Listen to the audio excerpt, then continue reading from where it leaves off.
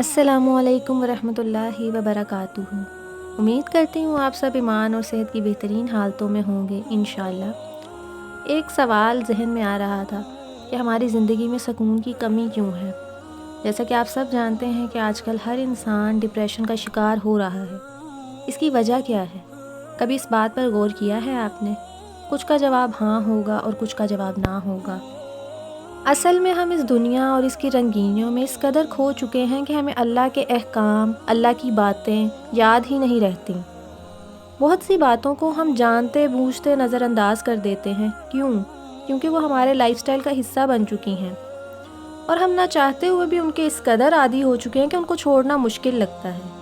ناممکن نہیں کہہ سکتے، کیونکہ ناممکن کچھ بھی نہیں ہوتا۔ بس ہم اپنے ذہن کو یہ بات سمجھا دیتے ہیں کہ مجھ سے فلاں کام نہیں ہوگا، فلاں چیز تو مجھ سے ہو ہی نہیں سکتی۔ ایسے میں ہم خود کو ڈیگریڈ کر رہے ہوتے ہیں، جو کہ ہمیں نہیں کرنا چاہیے۔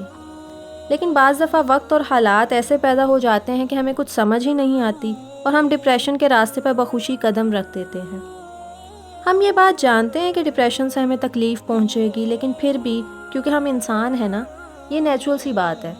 اچھا برا ہم انسانوں سے ہی سرزد ہوتا ہے، لیکن عقل مند ہونے کی نشانی یہ ہے کہ جب ہمیں ایک چیز کا علم ہو جائے کہ یہ غلط ہے تو اسے ختم کرنے کی کوشش کریں۔ مشکل ہوتی ہے، بہت مشکل ہوتی ہے، لیکن آپ کوشش تو کریں۔ دھیرے دھیرے سب کچھ بہتر ہونے لگے گا۔ ڈپریشن سے بچنے کا اور زندگی کو پرسکون بنانے کا ایک حل یہ بھی ہے کہ ہم چھوٹی چھوٹی نیکیوں میں حصہ لینا شروع کر دیں۔ جیسے اگر آپ کو نماز پڑھنے کی عادت نہیں ہے تو نماز پڑھنا شروع کر دیں۔ میں آپ کو ایک چھوٹا سا واقعہ سناتی ہوں۔ میں انٹر میں تھی کہ ہماری ایک ٹیچر نے ایک دن ایسے ہی سوال کیا کہ آپ میں سے کتنے لوگ نماز پڑھتے ہیں؟ تو بمشکل 5 سے 6 ہاتھ اٹھے، یعنی کہ باقی لوگ نماز ہی نہیں پڑھتے تھے۔ تو ٹیچر نے سمجھایا کہ نماز تو ہم پر فرض ہے اور مرنے کے بعد اس کا سوال بھی ہوگا، تو آپ لوگ نماز پڑھا کریں، اور جس کی روٹین نہیں بن رہی وہ ہر نماز کے صرف فرض پڑھ لیا کرے۔ جب روٹین بن جائے تو سنت اور نوافل بھی۔